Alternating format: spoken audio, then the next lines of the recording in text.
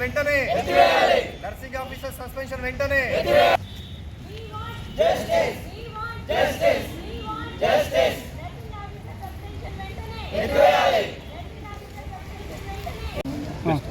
కామారెడ్డిలో కోమాలో ఉన్న గవర్నమెంట్ జనరల్ హాస్పిటల్లో కోమాలో ఉన్న ఐసీయూలో ఉన్న పేషెంట్కి ఎలుక దాడి చేయడం చాలా బాధాకరమైన సంఘటన.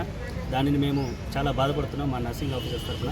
ఇట్టి విషయానికి వారు బాధ్యత వహించాల్సిన శానిటేషన్ సిబ్బందిని, పెస్ట్ కంట్రోల్ని వదిలేసి డాక్టర్స్ని, ఒక నర్సింగ్ ఆఫీసర్ కనీసం వారు జాయిన్ అయ్యి 3 రోజులు కూడా కాలేదు, వారిని సస్పెండ్ చేయడం నిజంగా అమానుషం.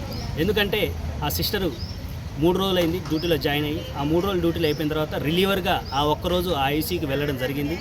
అది కూడా ఆ కోమాలో ఉన్న పేషెంట్ అటెండర్ కూడా పక్కకు వెళ్ళడం వల్ల వారికి ఆ ఎలుక కొరకడం వల్ల ఇట్లాంటి అవాంఛనీయ సంఘటన జరిగింది. దీనికి మేము చింతిస్తున్నాం.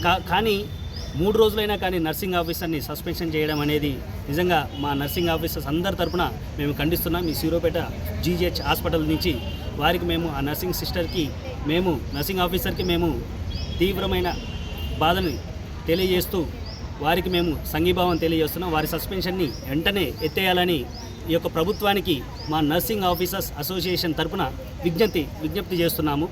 కాబట్టి మీ అందరి సహకారం కూడా, మీడియా మిత్రుల సహకారం కూడా మా అందరికీ అందించాలని ఈ విషయంలో మేము కోరుకుంటున్నాము. Thank you.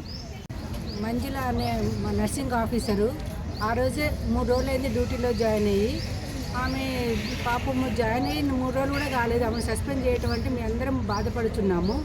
కాబట్టి ఆమెను సస్పెండ్ తీసేయాలి. ఎందుకంటే ఆమెకు జాయిన్ అయ్యి 3 రోజులు కాని అమ్మాయిని తీసేయటం అంటే అది మాకు చాలా బాధాకరంగా ఉంది. కాబట్టి ఇట్లాంటివి జరగకూడదని, అది ఆమె తప్పు ఏమీ లేదు, ఆమె నిజమే ఆమె సరిగా డ్యూటీ చేయలేదు అనుకుంటే అది వాళ్ళ అటెండర్స్ కూడా ఉన్నారు, ఆమెను తీసి అటెండర్ కూడా వెళ్ళిపోయిందంట. అటెండర్ ఉంటే బాగుండిపోవు, అటెండర్ బయటికి పోవటాన్ని అది జరిగింది. అది ఆమె తప్పు కాదని మేము అందరము దాన్ని ఖండిస్తున్నాము. మాది సస్పెండ్ తీసేయాలని అందరము మా తరపున అందరి తరపున మేము కోరుకుంటున్నాం.